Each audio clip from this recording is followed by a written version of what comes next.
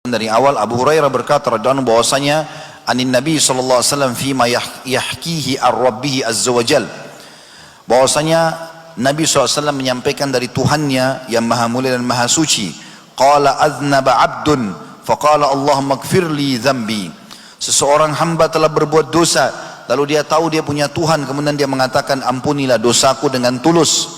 Faqala tabaraka wa ta'ala aznaba abdi dhanban fa'alima anna lahu rabban yakfiru dzam wa ya'khudhu bidzam thumma 'ada fa'aznab. Bahwasanya hambaku telah mengetahui bahwasanya dia punya Tuhan yang bisa mengampuni dosa-dosanya dan juga memaafkan dosa-dosa tersebut, lalu kemudian dia kembali berbuat dosa. Faqala, Allah pun berfirman atau dia pun mengatakan, ay rabbi ikfirli dzambi, ya Tuhanku ampunilah dosaku lagi. Artinya kata sebagian ulama hadis, pada saat dia melakukan dosa dia bertobat nasuha, Allah terima. Beberapa tahun kemudian terulang lagi dia melakukan dosa tanpa dia maksudkan ingin mengulang pada saat dia tobat yang awal. Faqala tabaraka wa ta'ala, maka Allah pun berfirman di taubat dia yang kedua, abdi aznaba dzamban fa'alima anna lahu rabban yakfiru dzam wa ya'khudhu bidzam. Hambaku telah berbuat dosa tapi dia tahu ada Tuhan yang bisa memaafkan dan juga tidak menghukum dengan dosa tersebut. Thumma 'ada fa'aznab, namun dia terulang atau ketiga kalinya dia melakukan dosa itu lagi. Faqala ay rabbi ikfirli dzambi, lalu dia mengatakan ya Tuhanku ampunilah aku. Faqala tabaraka wa ta'ala, Allah pun mengatakan untuk yang ketiga kalinya, aznaba 'abdi dzamban fa'alima anna lahu rabban yakfiru dzam wa ya'khudhu bidzam i'mal ma syi'ta faqad ghafartu laka.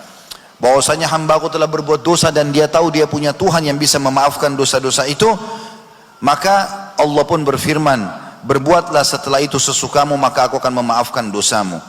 Kata Imam Nawawi rahimahullah dalam syarah Sahih Muslim tentang hadis ini, seandainya seseorang berbuat dosa 100 kali atau lebih, tapi setiap kali berbuat dosa dia bertaubat, maka Allah akan menerima taubatnya dan dosa-dosanya berguguran.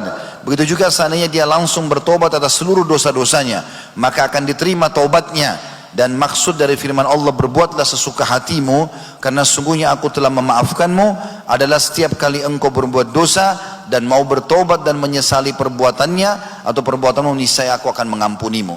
Tentu sekali lagi kata ulama, maksudnya adalah kalau seseorang itu berbuat dosa, dia taubat nasuha, tidak bermaksud mengulanginya. Setelah berapa tahun kemudian dia masih hidup dan dia terjerumus dalam dosa yang sama, lalu dia perbaharui tobatnya, maka secara otomatis Allah pun akan terima. Tapi dengan syarat sebagaimana Imam Nawawi mengatakan, harus dia ditobat yang pertama, tidak niat untuk mengulanginya pada masa akan datang, tapi dia terjerumus karena memang kelalaian dan tidak maksud dari awal ingin melakukannya. Kalau dia tobat lagi, Allah